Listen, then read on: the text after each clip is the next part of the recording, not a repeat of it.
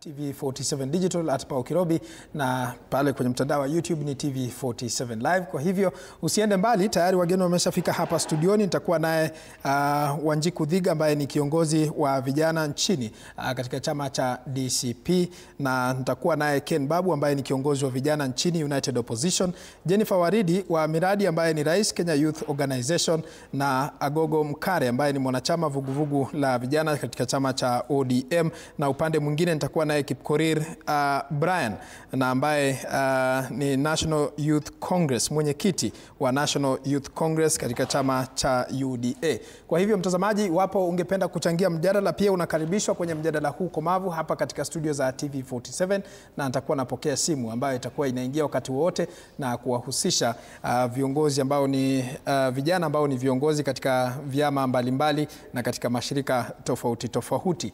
Ikumbuke kwamba hivi karibuni kumekuwepo na mvutano na ambao unazidi kushuhudiwa hasa pale katika mrengo wa upinzani, na hili lilidhihirika hivi majuzi wakati ambapo aliyekuwa naibu rais Rigathi Gachagua alikuwa anazungumza katika mojawapo katika kanisa moja eneo la Kasarani hapa jijini Nairobi kuhusiana na hatua ya kusimamisha viongozi katika nyadhifa mbalimbali vya kisiasa. Na kuna mvutano huu ambao umezidi kushuhudiwa na pia ubabe wa kisiasa ambao unaonekana kushuhudiwa katika chama cha DCP na chama cha Wiper.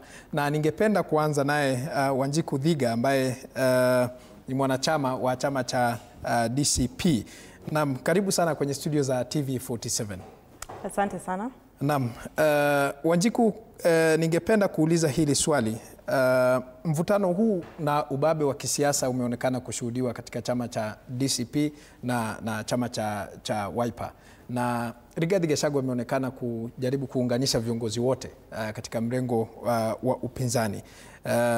Na ikumbuka kwamba chama cha Wiper kimedumu kwa muda mrefu ikilinganishwa na chama cha DCP. Chama cha DCP itafanya namna gani ili kupata nguvu zaidi na usemi katika muungano wa upinzani?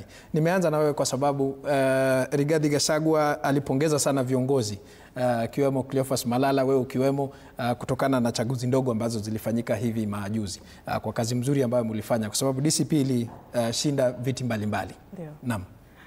Asante sana Paul. Nianze kusema na kupongeza chama chetu cha DCP kwa vile ambavyo tulipofanya kwa uchaguzi huu mdogo. Na sana sana pia nimpongeza kinara wetu kwa sababu alipatia vijana ile frontline.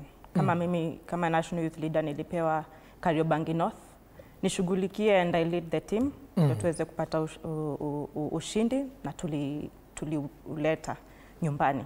Niliongoza na vijana kule chini mashinani tukiwa na coordinator wetu wa Nairobi na wa chama.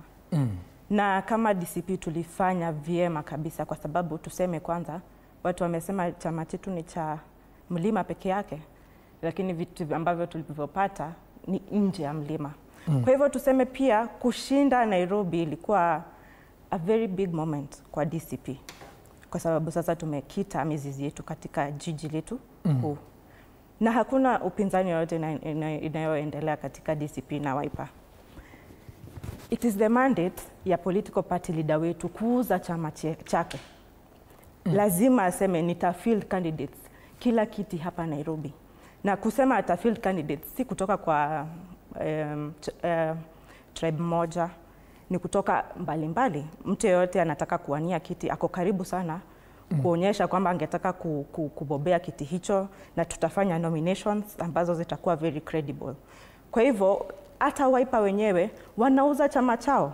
Wasema hata sisi tunasimamisha viongozi wetu katika constituencies zote katika nchi hii. Kwa hivyo hakuna uvutano, ni vile tu pia kinara wetu anauza chama chake vile vile ambavyo Kalonzo Musyoka pia anauza chama chake. Kwa hivyo tu niseme na nirudie, hakuna mzozano yoyote katika Wiper na DCP.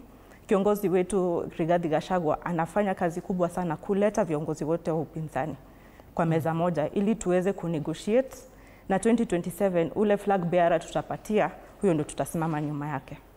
Ndio. Kauli komavu sana hiyo. Ken Babu, manake wewe ni kiongozi wa